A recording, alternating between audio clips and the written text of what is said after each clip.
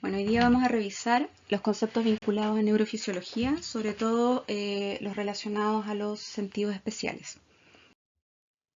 En relación a la estimulación y la integración sensitiva de estos sentidos especiales, nosotros vamos a darle atención, ¿cierto?, a lo que es la visión, la audición y el equilibrio. Para que funcione, digamos, todos estos sistemas de manera adecuada, nosotros necesitamos que exista una función neuronal, ¿cierto?, intacta, es decir, que esta función se realice de la manera adecuada para que se genere la interrelación entre las mismas neuronas, entre las neuronas, ¿cierto?, que son sensitivas, y también entre las neuronas que van a estar en la región del sistema nervioso central, normalmente integrando las cortezas visuales o temporales. Para ello requerimos de cierto tipo de proteínas, como son las proteínas la actina y las tubulinas, que van a favorecer la formación de estructuras que forman parte de este citoesqueleto, ¿cierto?, en la neurona, que son los microtúbulos y los filamentos de actina. Si vemos la figura de la región inferior de la diapositiva, vamos a ver que tenemos la actina G, que se conoce como actina globular, que al momento de unirse van formando, ¿cierto?, lo que se denomina microfilamento o filamentos de actina. Los filamentos de actina son los que posteriormente se van a entrecruzar, ¿cierto?, o se van a organizar entre sí para generar las modificaciones que sufre normalmente el citoesqueleto neuronal y lógicamente también las formas que va adquiriendo y las estructuras que va formando una neurona a partir del cambio de forma dado principalmente por la reorganización de los filamentos de actina. En esta región de la diapositiva, en la parte inferior derecha, vamos a observar cómo se forman los microtúbulos. Los microtúbulos son estructuras muy importantes en la mantención de la organización estructural del citoesqueleto. Se forman dado ciertas proteínas como son las tubulinas beta, ¿cierto?, y las tubulinas alfas, que se unen en esta región, que es la región, ¿cierto?, de elongación o la región plus más, en donde se está formando, se comienza a polimerizar, ¿cierto?, las tubulinas, y van a formar esta estructura que es una estructura hueca principalmente que se conoce como microtúbulo. ¿Ya? Normalmente la región en la que se comienzan a formar o a elongar, ¿cierto?, estos microtúbulos son las regiones más cercanas al núcleo y desde allí lo hacen hacia la periferia. De esta manera nosotros vamos a ver en esta figura que hay una interacción entre los microtúbulos formados y los filamentos de actina, que muchas veces modifican, ¿cierto?, desde el interior hacia afuera la membrana plasmática de la célula, en este caso de la neurona, generando lo que se denominan procesos de elongación, que posteriormente pueden sufrir un estado de maduración, ¿ya? En este caso los filamentos de actina, apoyados basalmente por los microtúbulos, que deben ser bastante estables, ¿cierto?, van a formar estas modificaciones en la membrana plasmática que más adelante nosotros vamos a darnos cuenta serían, por ejemplo, en este caso las espinas dendríticas o los terminales axónicos. ¿Ya?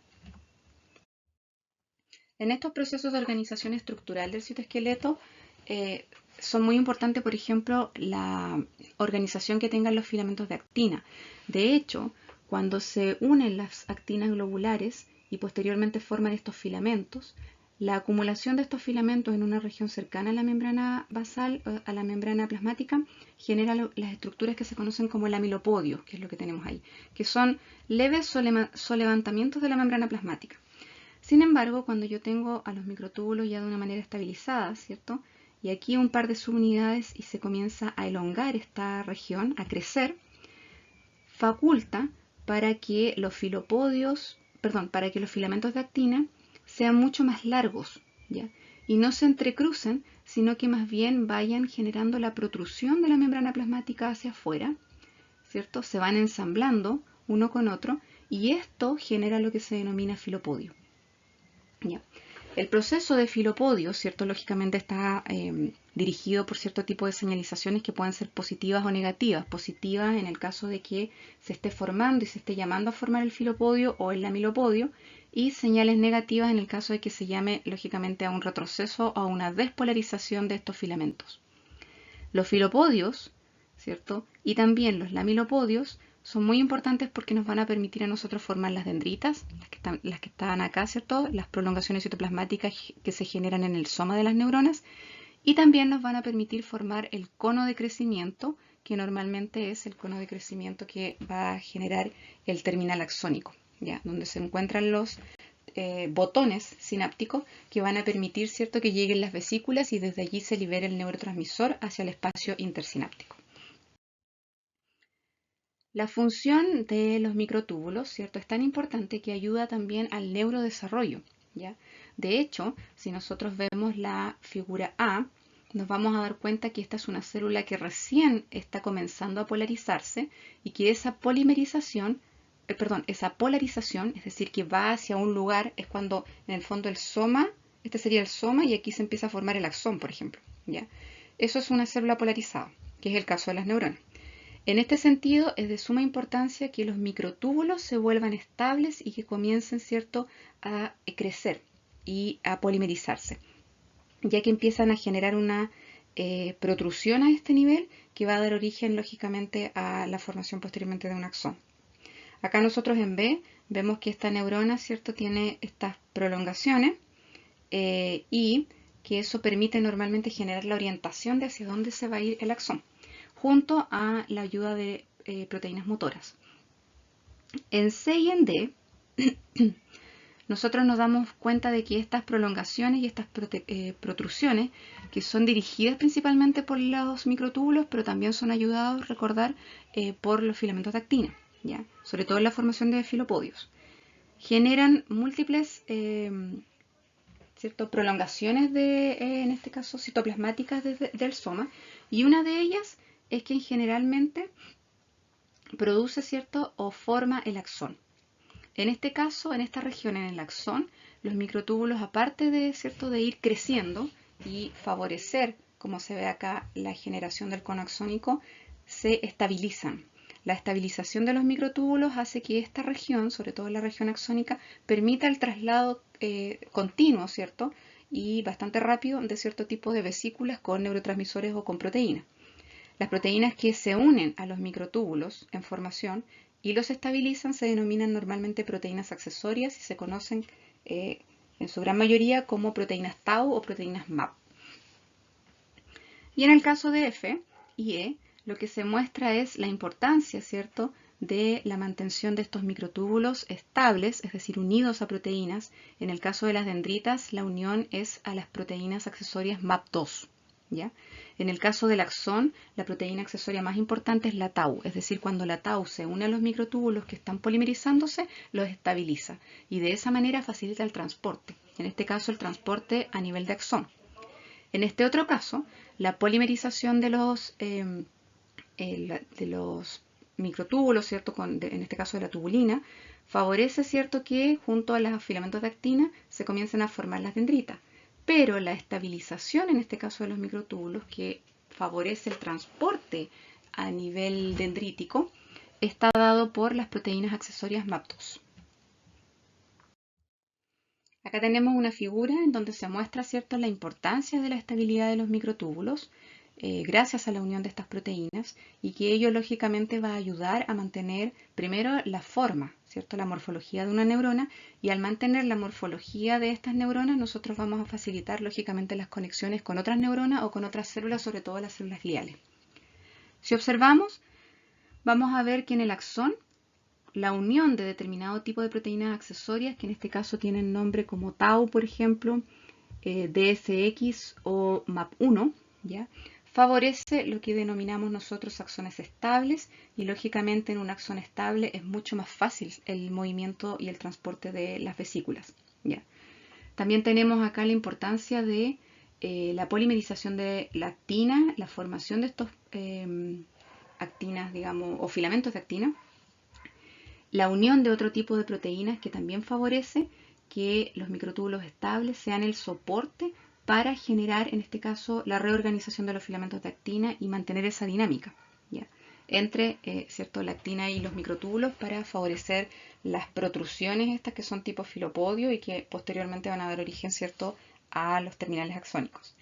Y por el otro lado, vemos las dendritas, la formación de dendritas, en este caso la importancia de los microtúbulos que se mantengan de alguna otra manera estables gracias a la unión de proteínas, principalmente MAP2 y MAP1A, ¿ya?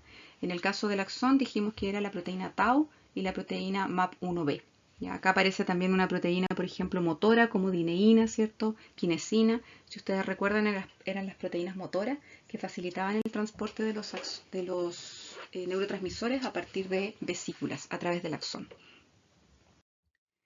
Si yo mantengo esa estabilidad microtubular y también mantengo esta dinámica en la polimerización de los filamentos de actina, voy a generar una estructura, ¿cierto?, de citoesqueleto bastante organizado que me va a permitir o me va a facilitar en este caso el transporte axonal.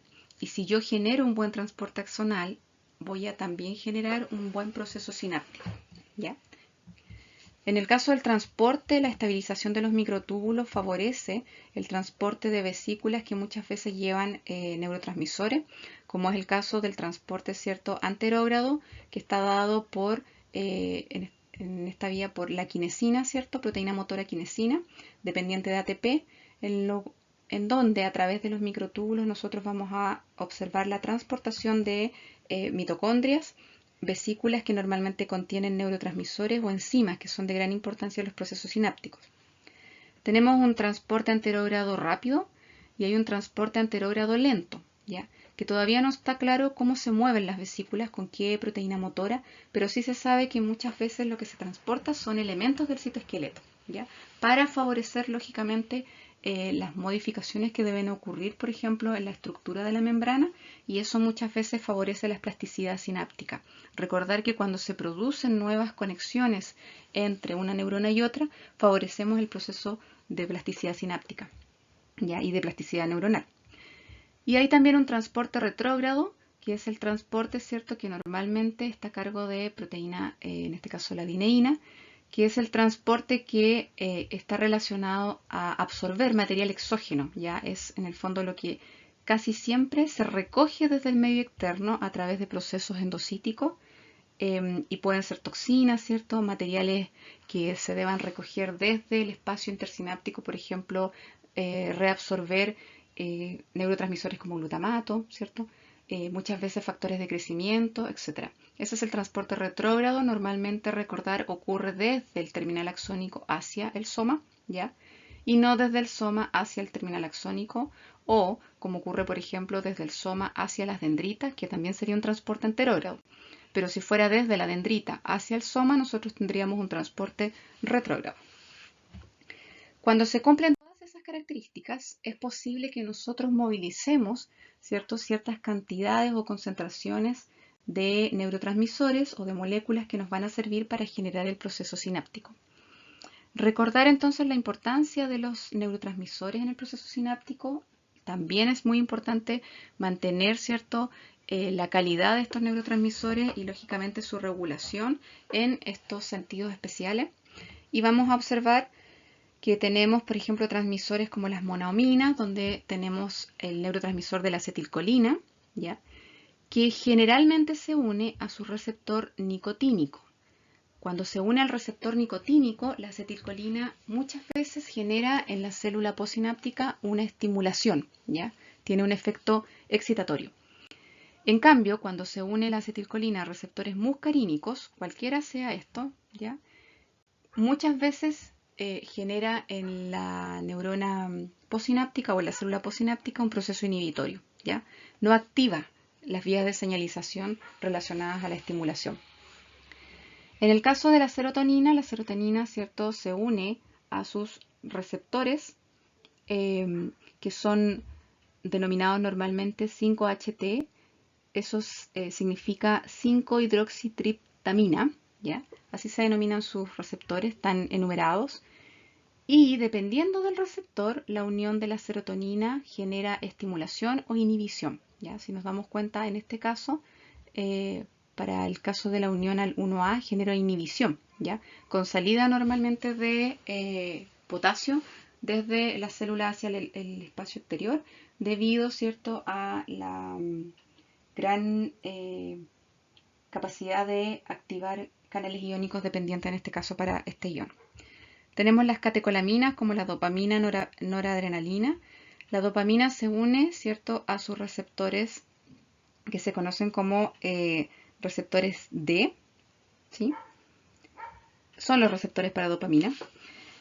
y también tiene un efecto dual que muchas veces genera la estimulación, pero también en su mayoría inhibe. Noradrenalina tiene sus receptores alfa adrenérgicos, acá, A1, 2, y beta adrenérgicos. Dependiendo también del receptor, genera un estímulo inhibitorio excitatorio, pero en la mayoría de los casos se vuelve excitatorio. Y en el caso de los neurotransmisores aminoácidos o de naturaleza aminoácidica, tenemos el glutamato, GABA y glicina.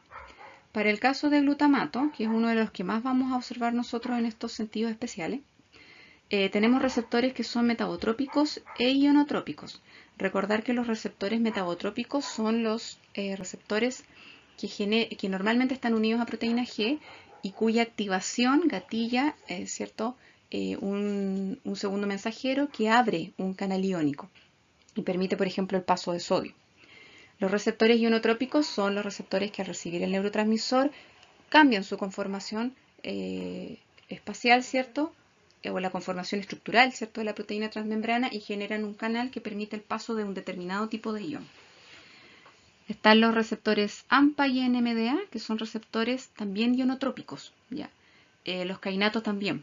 Entonces, si nosotros hablamos de, por ejemplo, se liberó glutamato y se unió, por ejemplo, a su receptor AMPA, estamos hablando de un receptor ionotrópico, en este caso, que permite, por ejemplo, el ingreso del sodio. Lo mismo para el receptor kainato. Y en el caso del receptor NMDA permite el ingreso del calcio. GABA tiene sus receptores GABA A y B, ¿cierto? Y normalmente genera, en este caso, ¿cierto?, la apertura de canales vinculados sobre todo al cloro, ¿ya? Con un segundo mensajero que es el inositol trifosfato o el de acilglicerol. Lo que genera en el efecto contrario, por ejemplo, lo que produce el glutamato, que es un neurotransmisor normalmente excitatorio. En este caso el GABA genera inhibición en la célula postsináptica, ¿ya? Lo mismo se puede observar, por ejemplo, para el caso de glicina, que tiene receptor glicina. Si lo llevamos a la práctica, nos vamos a dar cuenta que los procesos sinápticos en los sentidos especiales van a estar normalmente ligados a este tipo de proceso. Primero nosotros recibimos un estímulo, por ejemplo un estímulo lumínico, que es recibido por un receptor. Las células receptoras de, en este caso, el ojo, son o se encuentran principalmente formando parte de una de las capas de la retina y se denominan fotorreceptores. Cuando se produce la activación de todas estas células, primero los fotorreceptores y posteriormente en este caso serían las células que están asociadas a la capa de la retina como las neuronas, por ejemplo, bipolares, se genera una vía aferente, ¿ya?, que llega con la información que fue recibida por este receptor a un centro integrador, que en este caso sería, por ejemplo, la corteza visual en el cerebro. Desde allí se genera la respuesta que va, en este caso, a estar dada a un efector, ¿cierto?, quien genera, en este caso, hace evidente la respuesta, ¿ya? Esto es lo que normalmente va a ocurrir en los procesos sinápticos que se generan en los órganos y en las vías, ¿cierto?, vinculadas a la función visual, auditiva y vestibular, ¿ya? Entonces nosotros tenemos en cada una de estas regiones un tipo de neurona y un tipo de sinapsis, o tipos de neuronas y tipos de sinapsis que van a estar trabajando con la finalidad de producir la respuesta frente a un estímulo, que en el caso que yo les estaba explicando del ojo, sería recibo el estímulo lumínico, el fotorreceptor, ¿cierto?, genera la transducción de esta señal hacia el resto de las capas de neuronas de la retina a través de el axón de las células ganglionarias, ¿cierto? Se forma, por ejemplo, el nervio óptico, que va a llevar varias vías hasta que llega a la corteza visual, y desde la corteza visual otro grupo de neuronas, ¿cierto?, va a generar en este caso otra vía, que es la vía eferente, que va a llegar a un efector que, por ejemplo, podría ser el párpado para generar el cierre del párpado en el caso de que fuera, en este caso, el estímulo mucha luz, ¿ya? Y esa sería la respuesta. Ahora, nosotros en estos sistemas especiales utilizamos una gran cantidad de neurotransmisores, ¿ya? La gran mayoría son los neurotransmisores que vamos a utilizar también en las vías corticales o cerebrales del sistema nervioso central. Y estos neurotransmisores se pueden unir también a una alta gama de receptores. Hay probablemente más de 100 receptores que logren estimular, digamos, vías de señalización y que serían en este caso las respuestas que nosotros vamos a observar frente a las diversas sinapsis que ocurren en estas vías. ¿Ya? Sin embargo, la función principal de la unión de estos neurotransmisores a sus distintos tipos de receptores es estimular, inhibir o modular, obviamente, a las neuronas postsinápticas. Si vemos el ejemplo en A, vamos a ver cómo ocurre la inhibición en una neurona presináptica. Primero nos damos cuenta de que la neurona recibió, ¿cierto?, un input positivo, es decir, probablemente se liberó un neurotransmisor que se unió a un receptor en esta neurona y generó un estímulo, en este caso, excitatorio, que produjo el potencial de acción y lógicamente conlleva a la liberación de más neurotransmisor. En este caso se liberó un neurotransmisor que también es excitatorio, por lo tanto genera una respuesta. Y en este caso también se liberó un neurotransmisor que junto a su receptor también genera una respuesta. Supongamos que el neurotransmisor liberado haya sido glutamato y este tiene la opción de las células postsinápticas unirse a un receptor NMDA, ¿cierto?, para favorecer el ingreso de calcio a la neurona postsináptica o a la célula postsináptica y va a generar una respuesta, va a activar vías de señalización. O puede activarse un receptor como los AMPA o los kainato, que son receptores ionotrópicos, ¿cierto? Y en este caso va a generar la apertura de canales ligados sobre todo al sodio o puede ser muchas veces, ¿cierto?, al cloro, ¿ya? Sin embargo, acá vemos que en este terminal axónico de esta neurona, que debería haber liberado neurotransmisor, ¿cierto?, llegó o se unió, hizo otra sinapsis con una neurona inhibitoria, que lo más probable es que para ser inhibitoria haya liberado a este nivel concentraciones de GABA. Y el GABA se unió a un receptor, ¿cierto?, que estaba a este nivel y que tenía obviamente similitud para el neurotransmisor y por lo tanto impide que se libere el neurotransmisor que debería haberse liberado en este terminal axónico hacia la neurona postsináptica. De esta manera no hay respuesta. ¿Ya? Esa es una regulación, en este caso, en la célula presináptica e inhibitoria. Si vamos a ver el otro caso, esta sería la neurona postsináptica que está recibiendo un input positivo, ¿cierto? Es decir, se está liberando neurotransmisor a este nivel y eso está generando acá una respuesta positiva estimulatoria. Sin embargo, al mismo tiempo que está recibiendo el input positivo, recibe también el input negativo, es decir, hace sinapsis con otra neurona que es inhibitoria y que en este caso está liberando un neurotransmisor que cumple funciones inhibitorias como GABA. Al generar la liberación de ambos neurotransmisores que se unen a receptores de esta neurona postsináptica, la neurona postsináptica recibe la posibilidad de generar ambas respuestas, ¿ya? Pero las respuestas, como son una positiva y negativa, ¿cierto?, se restan y se inhiben.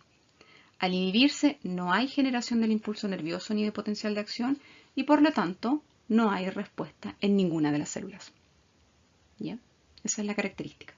Entonces, a lo largo de estos sistemas especiales, nosotros vamos a ver de que existen regulaciones que terminan estimulando a una neurona, ¿ya?, o terminan facilitando, en el caso de lo que vemos acá, la estimulación de cierta región de la neurona, pero en una región hay un proceso de inhibición y en este caso hay una modulación porque la neurona recibe dos tipos de input, negativos y positivos, estimulatorios e inhibitorios, pero decide, ¿cierto?, en este caso, de acuerdo al grado de modulación, no genera respuesta.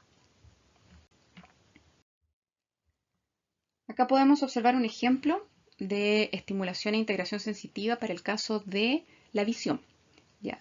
Nosotros nos vamos a dar cuenta de que este es un circuito, un ejemplo de un circuito sináptico de la corteza, principalmente de la corteza visual, en donde partimos nosotros con el estímulo lumínico que fue sensado, ¿cierto?, a nivel de fotorreceptor y posteriormente a nivel de las distintas capas de las neuronas se genera una respuesta.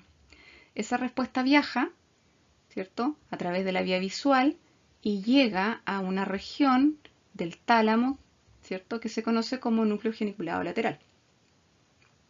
Esta, digamos, este estímulo provocado por esta vía, vamos a hablar de una neurona, pero es una vía completa, son muchas neuronas funcionando, ¿cierto? Es un estímulo positivo. Si nosotros lo vemos acá, esta sería, ¿cierto?, el terminal axónico, supongamos que es el terminal axónico de toda la vía, ¿cierto?, que parte en la retina y que llega a la región de, en este caso, donde está el tálamo, y se produce un estímulo.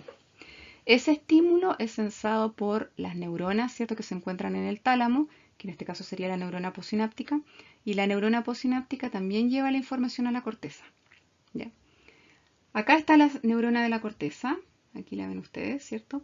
Y recibe la información que venía desde el tálamo, que también es estimulatoria. ¿Ya?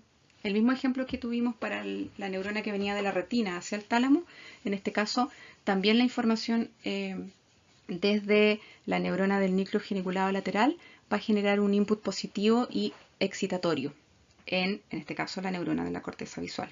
¿Ya? ¿Cómo sería el input positivo o excitatorio? A través de la liberación, por ejemplo, de glutamato y que la neurona de la corteza visual tuviese receptores para el glutamato, ¿ya? Principalmente receptores AMPA o receptores NMDA. Por el otro lado, ¿cierto? Hay una interneurona que está acá, ¿cierto?, en el cerebro, y esa interneurona genera un efecto, ¿cierto?, en la neurona piramidal de la corteza visual.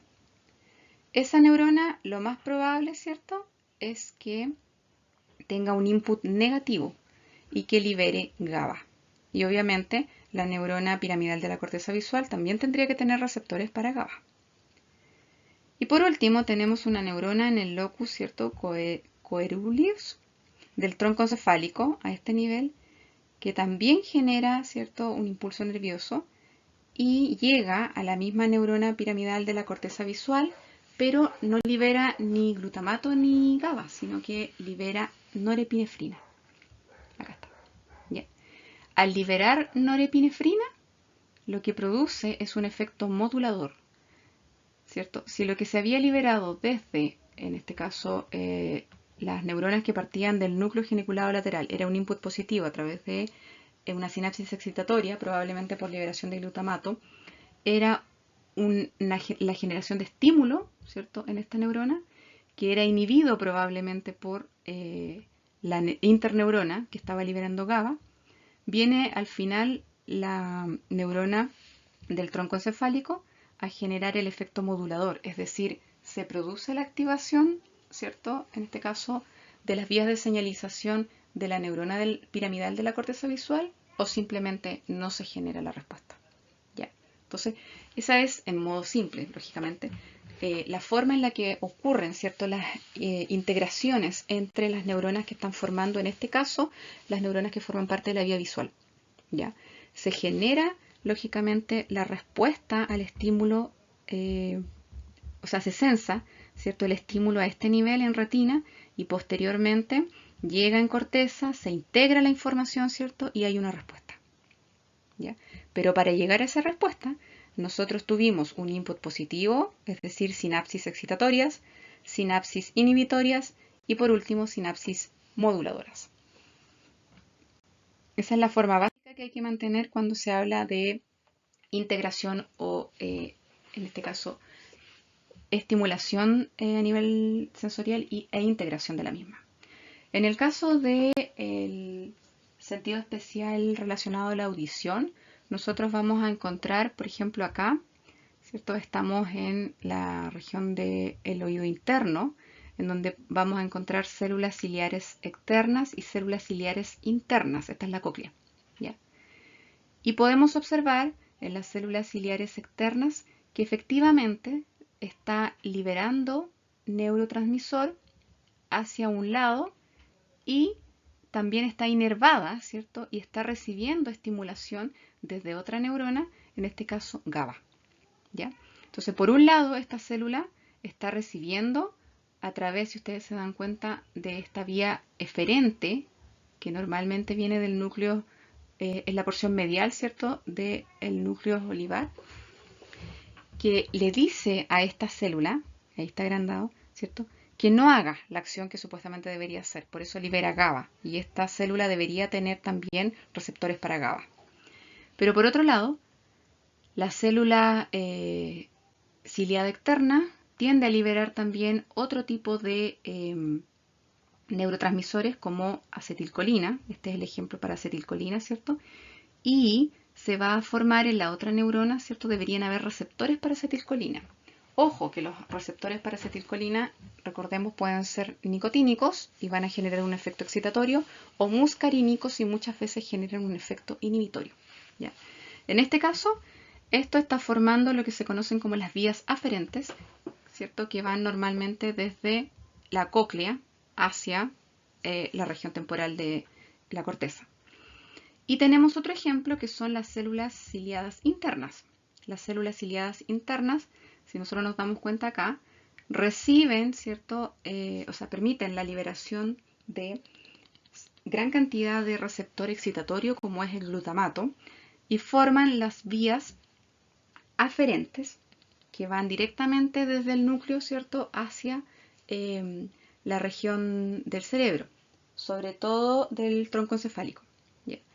Y no reciben directamente, como el caso anterior, neurotransmisores, sino que las mismas neuronas que a través de sus axones van a formar las vías aferentes, también reciben, ¿cierto?, un sistema modulatorio, muchas veces, que es lo que ocurre con las otras vías también, en este caso, que son eferentes, que provienen desde los núcleos superiores laterales, por ejemplo, perdón, de los núcleos de olivar, pero forman parte de la región superior lateral. Entonces, acá no se libera directamente el neurotransmisor, no hay sinapsis entre la célula ciliar interna con, en este caso, la neurona que está formando esta vía, sino que esta neurona hace sinapsis directa con la vía aferente, ¿ya? Y de alguna otra manera, en esta región nosotros deberíamos encontrar receptores para la acetilcolina, tanto muscarínicos como nicotínicos. Si volvemos a la estimulación e integración visual, vamos a observar que una de las estructuras de mayor importancia en este caso que forma parte, ¿cierto?, y que favorece la percepción visual principalmente, es la retina. Y la retina tiene una estructura que es bastante particular, en donde nosotros vamos a encontrar una gran cantidad de capas celulares, ya aproximadamente 10 capas celulares, partiendo por los receptores visuales que son los conos y los bastones. Acá los tenemos. Ya. Tenemos aproximadamente 6 millones de conos y 120 millones de bastones. Y luego de que tenemos los conos y los bastones, vamos a observar, ahí está, conos y bastones, vamos a observar otro tipo de células que son neuronas principalmente, ¿ya? Y que se reconocen con ciertos nombres. Por ejemplo, están las células horizontales. Las células horizontales comunican a las células, en este caso, fotorreceptoras, ¿ya? Después tenemos nosotros a las células amacrinas. Las células amacrinas se caracterizan porque conectan a las células ganglionares, que son estas, las que están acá, ¿ya? Y en el medio vamos a encontrar nosotros a las células bipolares. Las células bipolares normalmente, ¿cierto?, van a conectar un fotorreceptor con, puede ser una célula macrina y con, en este caso, una célula bipolar. Y hay también conexiones directas entre una célula bipolar, ¿cierto?, y una célula ganglionar. Entonces, en este caso la conexión sería, recibe la información lumínica el fotorreceptor, se conecta con la, en este caso, neurona bipolar, y la neurona bipolar conecta con la célula ganglionar. Los axones de las células ganglionares se unen y confluyen y van a formar el nervio óptico. ¿Ya? Eso es en fácil, digamos. También nosotros vamos a tener otro tipo de células que se conocen como células gliales bastante específicas, que son las células de Miller. Las células de Miller tienen la característica de que funcionan de alguna otra manera como astrocitos, ¿ya? Y muchas veces también funcionan como células gliales en la retina. Acá vemos la interacción que se produce en términos sinápticos entre las células horizontales, ¿cierto?, que recuerden son las que comunican a los fotorreceptores, y las células bipolares, ¿ya?, con en este caso, ¿cierto?, una neurona ganglionar. Nos vamos a dar cuenta nosotros que las células bipolares o las células, en este caso horizontales, tienden a liberar determinado tipo de neurotransmisor. Las células bipolares, en este caso, están generando, ¿cierto?, la liberación de un neurotransmisor. En este caso, es un neurotransmisor que está dado por el glutamato, ¿cierto? Y el glutamato es liberado hacia el espacio intracelular y puede llegar a distintos tipos de células. Generalmente cuando llega a la célula postsináptica produce un efecto excitatorio, ¿ya? Pero puede ser inhibido en el caso de que en ese mismo terminal axónico, ¿cierto?, esté llegando también ciertas concentraciones de GABA. Una característica es que el glutamato también puede ser recibido, ¿ya?, por otro tipo de neurotransmisores, receptores, perdón. No necesariamente solo receptores kainatos, ¿cierto?, NMDA, o los receptores, en este caso, AMPA. También se asocia mucho, ¿cierto?, a pequeñas moléculas excitatorias que se transportan y que cumplen funciones muy similares a lo que es del glutamato. Entonces, por eso siempre cuando se representa la interacción que ocurre entre las neuronas en la retina, se representan determinado tipo de neurotransmisores, en este caso desde la célula glial, ¿cierto?, se le lleva el neurotransmisor al fotorreceptor y el fotorreceptor, ¿cierto?, lo que hace es liberar glutamato. Ya, ese glutamato, lógicamente, puede unirse a los receptores AMPA, kainato, NMDA, que estén en las células bipolares o en las células horizontales, si es que los tuviese, ¿ya? Pero también existen otros tipos de receptores, como son los receptores EAAT5, ¿cierto?, que son receptores también excitatorios, pero transportan normalmente pequeños aminoácidos, ¿ya? Y hay otros receptores que cumplen funciones de recaptar normalmente neurotransmisores, por ejemplo, como el glutamato, ¿ya?, que son los receptores GLT1 o GAT, perdón, GLT1 o GLAST, ¿ya? GLAST, por ejemplo, es un receptor que se encuentra en las células de Miller y que recapta concentraciones que van sobrando en el espacio intersináptico de glutamato y lo puede volver a reutilizar. Ya, acá también tenemos un receptor GLT1 que lo que hace es, en este caso, actuar como un receptor autótrofo porque está recaptando lo que la misma neurona liberó, ya, lo que la misma célula liberó. Tenemos también receptores, ¿cierto?, que favorecen la recaptación de GABA, y esos normalmente se pueden encontrar también en las células de Miller. Entonces, si nosotros vemos la interacción, vamos a ver que la célula de Miller funciona como el astrocito, ¿cierto?, recaptando muchas veces el neurotransmisor que está en exceso en el espacio intersináptico y también metabolizándolo, ¿ya?, y cumpliendo funciones como favorecer, ¿cierto?, la formación de glucosa, entregar, por ejemplo, energía a las células a través del lactato, ¿ya?, recaptar también, aparte del neurotransmisor, en este caso el glutamato, lo puede convertir a glutamina, ¿cierto?, o también recaptar otro tipo de sustancias, por ejemplo, presenta también receptores para cistina, ¿ya?, para luego transformarla en cisteína y luego generar, ¿cierto?, las vías de síntesis y mantener una determinada cantidad almacenada. También puede recaptar el GABA circulante, y el GABA muchas veces puede generar también cierto tipo de modificaciones en la misma célula de Miller. De esta manera nosotros vamos a tener la liberación de neurotransmisores que, si encuentran un receptor apropiado, van a generar estimulación.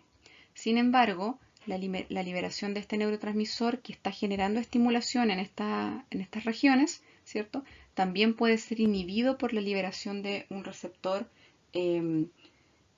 por la liberación de un neurotransmisor inhibitorio, como es el caso de GABA. Y en ambos casos, ¿cierto?, en ambas situaciones está funcionando la célula de Miller, haciendo la función de célula astrocítica que habíamos visto previamente en la clase de transmisión sináptica, ¿cierto?, para favorecer la homeostasis neuronal, en este caso en la retina. Acá también tenemos las células de Miller, ¿cierto? Que son bastante grandes, prácticamente cubren ciertas regiones de la retina. Acá tenemos las células bipolares, ¿ya? Las BC son las células bipolares, las MC son las células de Miller, las AC son las células anacrinas, ¿cierto? Y acá tenemos a las células ganglionares, que van a formar de aquí para allá el nervio óptico, ¿ya? Y los ejemplos están bastante claros. Si ustedes se dan cuenta, la liberación a este nivel es de glutamato, y vamos a tener cierto tipo de receptores que están en las células de Miller. Por ejemplo, tenemos receptores de excitatorios como los EAT1 y EAT5. Y en las células anacrinas, que son las que están acá, vamos a tener receptores, ¿cierto? NMDA y AMPA. Estas células tienden a modular el proceso para que sea recibido por la célula ganglionar. Y la célula ganglionar en el fondo decida si va a ser un efecto estimulatorio o inhibitorio. En la figura que tenemos en la parte derecha vemos la misma interacción. Esta es una célula presináptica que libera glutamato, ¿cierto? Que tiene un transportador también para el glutamato, pero que podemos observar nosotros en la célula postsináptica se encuentran todos estos tipos de receptores. NMDA, que cuando se activa principalmente genera el paso de calcio, y los receptores kainato o AMPA, que cuando se activan son receptores ionotrópicos, permiten el paso de sodio principalmente, ¿ya? También vamos a ver a la célula glial acá con su receptor, ¿cierto? En este caso para glutamato, y que permite que el glutamato sea recaptado, al igual que este receptor que es un autorreceptor en este caso, de la misma neurona presináptica, ¿ya? De esta manera es que ocurre la modulación muchas veces, ¿cierto? Y la regulación, que es lo que está haciendo, por ejemplo, acá vemos lo que está haciendo la célula anacrina, que de alguna otra manera comienza a comunicar, ¿cierto?, a las células y facilita la llegada de una respuesta de una sola, ¿ya?, a la célula ganglionar. Si nosotros lo vemos desde la perspectiva de lo que ocurre en los sentidos especiales vinculados a la función auditiva, primero tenemos que recordar el oído interno, ¿cierto?, el órgano de Corti y la cóclea, ¿ya? Y luego tenemos que recordar el sistema de este tipo celular, en este caso las células que reciben la información, que está dado principalmente por su morfología, ¿ya? Estas células tienen la característica de tener cilios, donde hay un cilio más grande que normalmente al moverse, ¿cierto?, genera la polaridad de hacia dónde voy a mover el resto de los cilios, y eso está gatillado por los líquidos que se encuentran a este nivel, que son la endolinfa y perilinfa. Ya eso se debería haber pasado en la parte del curso anterior. Luego nosotros vamos a tener que estas células se anclan también en lo que se conoce como células de soporte, y esas células de soporte también generan ciertos canales, en este caso los canales de potasio, ¿cierto?, que favorecen la dinámica de estas células. Nosotros vamos a encontrar en el oído interno, ¿cierto?, células que son ciliadas externas y células ciliadas internas, ¿ya? Los axones de estas células van a generar la vía aferente, ¿cierto?, que va a la región temporal o a estos estratos intermedios de las vías, ¿cierto?, que forman en este caso el nervio coclear o el octavo par. Para generar el proceso de, en este caso es mecanotransducción, no fototransducción como ocurre en el ojo. Para generar el proceso de mecanotransducción, lo que nosotros necesitamos es que se mueva, por ejemplo, la endolinfa. Al moverse la endolinfa, ¿cierto?, se mueven los cilios, sobre todo el esterocilio, y eso permite que se eliminen, ¿cierto?, estas uniones, que son uniones proteicas, entre los mismos cilios, se pierden. Al perderse esas uniones proteicas, que es lo que se mantiene aquí, ¿cierto?, se abren los canales iónicos, en este caso para el potasio, y como sabemos que la endolinfa tiene una alta concentración de potasio, por diferencias de gradientes, ¿cierto?, electroquímico, ingresa el potasio hacia esta célula. Al ingresar el potasio a esta célula, se produce también la apertura de canales calcio, y la apertura de canales calcio, ¿cierto?, gatilla en este caso que las vesículas lleguen hasta esta región y generen, ¿cierto?, su fusión y liberación del neurotransmisor, que lógicamente está en este caso sensado por una neurona aferente que va a formar la vía aferente, y el input puede ser positivo o negativo. Generalmente debería ser positivo. A nivel específico, ¿cómo se estimula y se integra? En este caso, ¿cierto? La información para que posteriormente sea censado como un sonido. Ya nosotros acá tenemos las células ciliares externas y las células ciliares internas. ¿Ya? En ambos casos se produce la liberación de neurotransmisores que son en este caso censados por neuronas que van a formar, ¿cierto?, una vía aferente y en este caso las neuronas o las células tipo 2 van a formar otra vía aferente. ¿Ya? Una es mielinizada, ¿cierto? Acá, por lo tanto es mucho más rápida, y otra no tiene mielina. En estas vías nosotros vamos a generar estimulación e inhibición. Para el caso de las células ciliares internas, acá tenemos nosotros que se libera principalmente, ¿cierto? Eh, glutamato, ya que vemos que tiene receptores AMPA. ¿Ya? Y el glutamato es un neurotransmisor excitatorio. Por lo tanto, si no existe regulación que lo pueda modular o inhibir, lo más probable es que se active esta vía, ¿cierto? Y el estímulo vaya directamente hacia la corteza. Sin embargo, en este caso, nosotros vemos que el receptor que tienen estas células, en su gran mayoría, ¿cierto? Es varios, por lo que depende del neurotransmisor que se esté liberando a este nivel. Muchas veces lo que se libera es un neurotransmisor como la acetilcolina, y la acetilcolina tiende a unirse, ¿cierto?, a un receptor nicotínico y genera una estimulación de las fibras tipo 2, ¿ya? Que va a ir un poco más lento porque no tiene mielina. Sin embargo, la regulación principal que favorece lógicamente la integración de la vía y de la función auditiva está dada porque a estas células también llegan fibras eferentes, que son las que traen la respuesta. ¿Ya? Y eso significa de que yo voy a tener fibras, ¿cierto?, que se conocen normalmente como del sistema olivococlear, en este caso es lateral, o del sistema olivococlear medial, que son fibras colinérgicas, es decir, liberan acetilcolina en esta región, ¿cierto? Y esa acetilcolina muchas veces se va a unir a un receptor nicotínico, generando la estimulación en la célula postsináptica. También vamos a observar, ¿cierto? En este caso, las vías también son vías eferentes, ¿ya? Que traen, que son las azules, las que nosotros vemos acá de color azul, ¿cierto? Que traen información o que hacen sinapsis con las células de las tipo 1, ¿cierto? Que van a generar la vía aferente tipo 1, o las que, en este caso, las células que participan de la vía colinérgica de las fibras eferentes olivococleares. En este caso, las sinapsis normalmente son a través de la liberación de dopamina. Ya por eso se habla de que son vías, en este caso laterales, ¿cierto? Vías olivococleares eferentes laterales dopaminérgicas, que tienden a regular o a modular la vía colinérgica olivococlear medial, o principalmente las respuestas que son emitidas desde este tipo de células, de las tipo 1. ¿Ya? Entonces, aquí ocurre algo bastante importante. Por un lado, este tipo de células normalmente generan la excitación de esta vía. Este tipo de célula no necesariamente va a generar la excitación de esta vía, pero puede ocurrir de manera lógica, ¿ya? Pero la regulación de estas células por parte de las vías efectoras sí es colinérgica, ¿ya? ¿Cuál es la diferencia? Acá tenemos un receptor nicotínico, por lo tanto va a estimular esta célula, y acá el receptor puede ser cualquiera, por lo tanto no necesariamente va a estimular esta célula.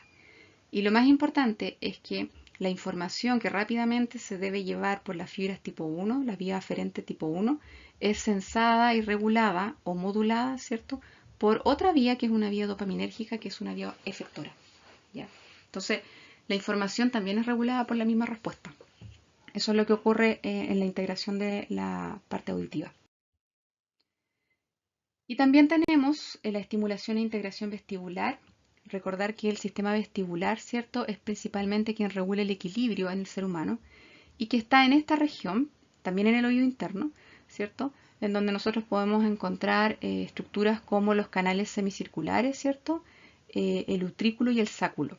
Y en estas estructuras vamos a encontrar lo que se denomina epitelio neurosensorial. El epitelio neurosensorial, como vemos en esta figura, también está formada por células tipo 1 y células tipo 2, ¿ya?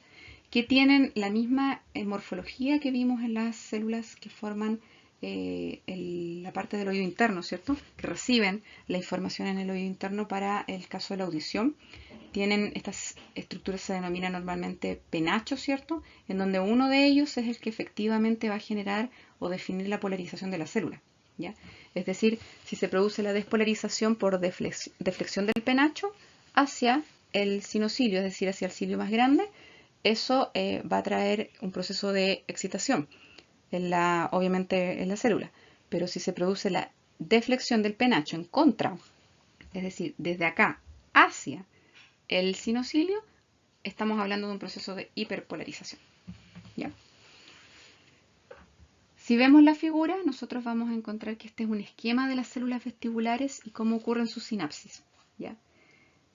Nosotros vamos a tener que, por ejemplo, las células tipo 1 se caracterizan, ¿cierto?, por generar determinado tipo de sinapsis que son muchas veces excitatorias por la liberación de glutamato. Acá tenemos nosotros un receptor, ¿cierto?, para glutamato, por lo tanto probablemente la fibra nerviosa aferente va a llevar un estímulo, ¿ya?, una información, un input positivo, excitatorio.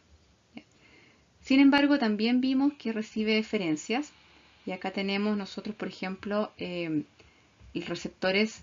En el caso del 2 es un receptor de acetilcolina, por lo tanto estamos hablando de las mismas eferencias que vimos en el caso de la vía auditiva. ¿Ya? Recibe, ¿cierto?, aferencias que van a generar que de alguna otra manera se tienda a modular, pero en este caso, si ustedes se dan cuenta, ocurre lo mismo que vimos anteriormente. El eferente o la vía eferente no genera la liberación del neurotransmisor y no hace contacto directo con la célula tipo 1, sino que lo hace con la aferencia, es decir, con las neuronas que recibieron la información que liberó la tipo 1, pero que posteriormente la van a llevar al cerebro. Entonces, eso es un estado de modulación también el que vemos a este nivel. Acá, por ejemplo, en la célula tipo 2, nosotros tenemos, también hay una regulación eferente, ¿ya? También podemos observar, ¿cierto?, que en este caso la regulación es de fibras colinérgicas. Y también tenemos la generación de fibras aferentes, ¿ya?, reguladas principalmente por, en este caso, ¿cierto?, la síntesis y secreción de neurotransmisores excitatorios como el glutamato.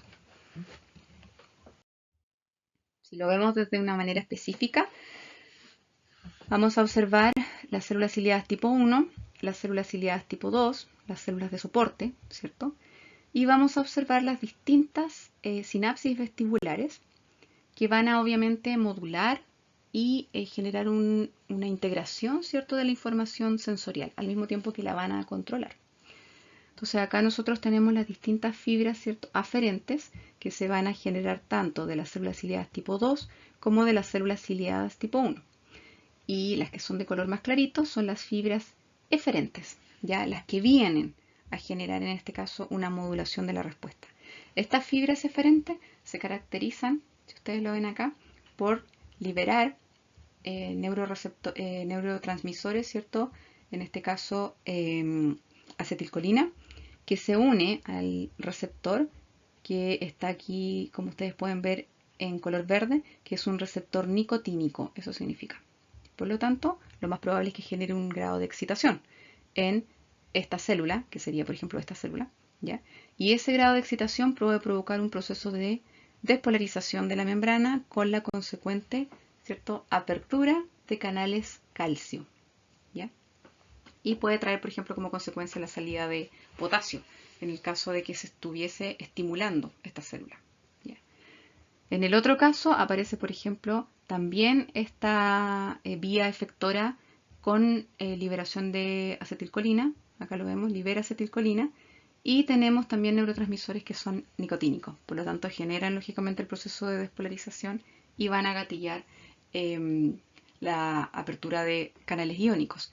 Pero la gran diferencia es que no ocurre directamente en las células ciliadas, en este caso tipo 2, sino que ocurre en la vía aferente, es decir, en las células que están formando parte de la vía aferente de las células, en este caso, ciliadas tipo 1, ¿ya? Por lo tanto, es modulación. Acá vemos cómo las células ciliadas tipo 1 directamente están liberando un neurotransmisor y ese neurotransmisor en las células que están formando las vías aferentes, que van directamente hacia la región del encéfalo, ¿cierto? Pasan por tronco encefálico y después pueden llegar al encéfalo. Aquí lo que ocurre es la liberación de un neurotransmisor que genera la apertura de canales calcio y la apertura de canales sodio. Esos receptores, ¿cierto? Son normalmente, si estamos hablando de receptores ionotrópicos que abren canales sodio, son receptores AMPA, y si estamos hablando de canales que permiten el paso de iones calcio, estamos hablando de receptores NMDA. Y obviamente el neurotransmisor es el glutamato. Entonces, en la célula ciliar tipo 1 se está produciendo una sinapsis excitatoria con liberación de glutamato que llega a las neuronas que están formando la vía aferente, que va hacia la corteza, ¿cierto? Hacia el cerebro. Y en este caso, tiene estas células dos tipos de receptores: AMPA o kainato y NMDA. ¿Ya? Por lo tanto, generan acá despolarización, pero también activación de ciertas vías de señalización. La regulación que tienen estas células ciliares tipo 1 está dado por una regulación de las vías eferentes, en donde las neuronas van a liberar un neurotransmisor que es acetilcolina. Y lo liberan en las neuronas que están formando la vía aferente, ¿ya? Y esas neuronas tienen receptores colinérgicos para la nicotínicos para la acetilcolina. Por lo tanto, generan un grado de estimulación a este nivel, ¿ya? Con procesos de despolarización.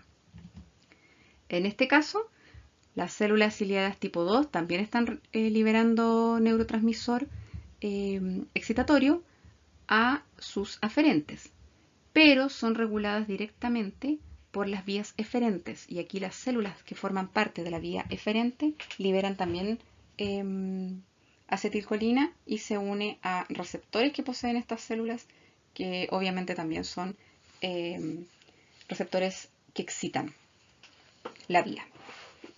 De esa manera entonces se produce la regulación de estos sentidos, ¿cierto? Que son sentidos denominados sentidos especiales, y en cada región de las vías se va produciendo, ¿cierto? Por ejemplo, una sinapsis excitatoria, pero a la vez esa sinapsis excitatoria puede ser inhibida tanto en la región presináptica como postsináptica, o puede ser modulada, directa o indirectamente.